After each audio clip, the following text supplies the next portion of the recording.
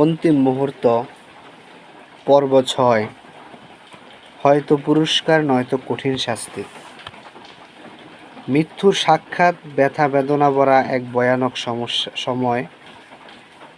এরপরে আছে হয়তো পুরস্কার নয়তো কঠিন শাস্তি।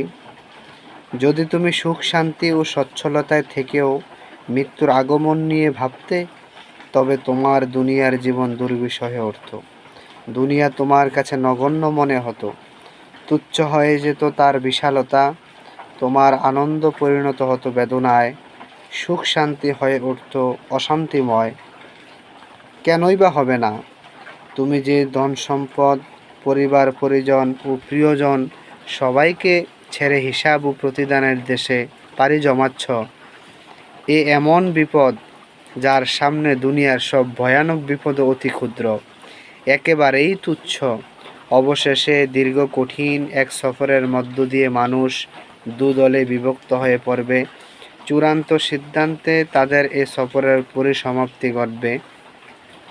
আল্লাহ তাআলা বলছেন, ফারিকুন ফিল জান্নাতি ওয়া ফারিকুন ফিস সাঈর। একদল জান্নাতে প্রবেশ করবে এবং একদল জাহান্নামে প্রবেশ করবে। সূরা শুরা আয়াত নাম্বার ৭।